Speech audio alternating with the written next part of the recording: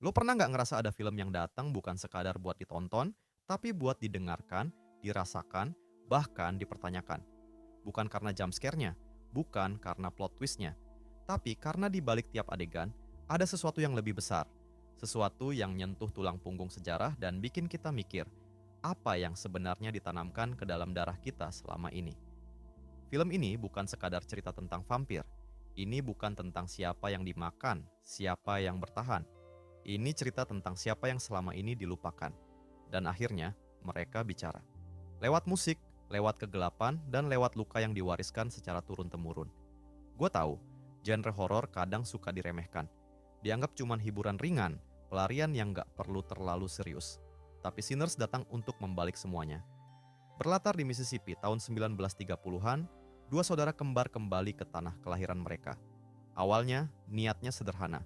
Buka klub malam, hidup dari musik, dan mungkin berdamai dengan masa lalu. Tapi kota itu ternyata menyimpan luka yang jauh lebih dalam. Bukan cuma rahasia, tapi juga kutukan. Dan disinilah film ini main cantik. Kita dibawa masuk ke dunia yang kotor, gelap, tapi juga hidup. Musik blues bukan sekadar hiasan. Dia jadi denyut nadi cerita, jadi bahasa perlawanan, dan jadi doa yang dikirim diam-diam oleh mereka yang gak pernah dikasih ruang bersuara. Lo akan dengar nada-nada lama. Lo akan rasakan suara yang berat, kasar, tapi jujur. Dan lo akan tahu suara itu bukan sekadar hiburan malam. Itu jeritan panjang dari sejarah yang dikubur dalam diam. Yang bikin film ini beda adalah cara dia menenun semuanya musik, horor, kritik sosial, jadi satu kesatuan yang gak maksa. Lo gak akan merasa digurui.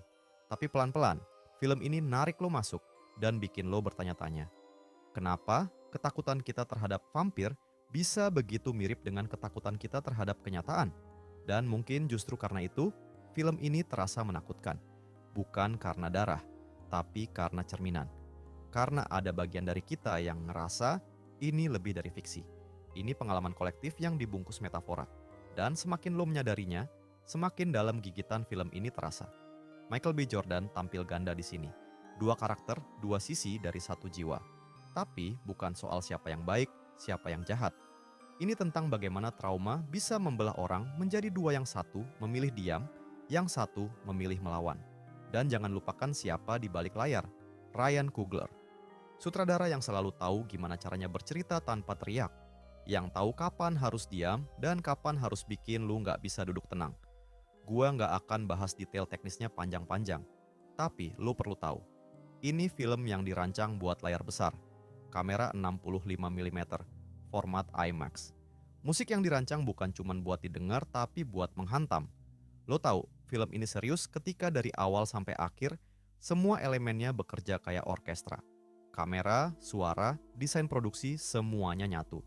Dan bukan cuma buat gaya-gayaan teknis, tapi karena setiap sudut film ini dibangun buat mendukung satu hal, atmosfer, rasa.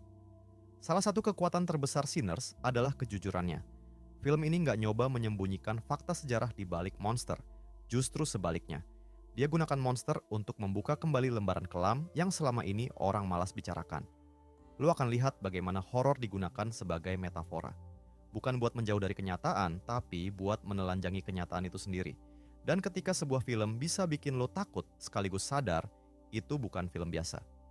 Gue tahu banyak orang akan bandingin ini sama Get Out karena sama-sama horor, sama-sama ngomongin ras. Tapi Sinners beda. Ini lebih tua, lebih mentah, lebih blues. Dan lucunya, film ini juga nggak kehilangan sisi estetiknya. Beberapa adegan bakal bikin lo merasa kayak lagi nonton konser di neraka. Tapi bukan neraka yang panik, ini neraka yang elegan, yang tahu cara menyambut lu pakai lagu. Tapi, jujur aja, film ini nggak sempurna. Ada beberapa subplot yang berasa numpang lewat, kayak karakter pemburu vampir yang pengen banget lu kenal lebih dalam, tapi sayangnya keburu dilupakan. Mungkin karena waktu, mungkin karena naskahnya memang milih buat fokus. Tapi anehnya, itu nggak ganggu. Karena inti dari film ini tetap kuat, dan ketika lu punya fondasi sekuat itu, retakan-retakan kecil nggak akan bikin rumahnya roboh. Apa film ini layak disebut klasik modern? Gue pikir iya, karena dia nggak main aman. Karena dia ngomong hal penting tanpa kehilangan elemen hiburannya. Dan karena dia nggak lupa bahwa film, pada akhirnya, adalah medium buat mengingatkan kita siapa kita sebenarnya. Gue udah nonton banyak film horor yang niatnya bagus, tapi eksekusinya nanggung. Sinners bukan salah satunya.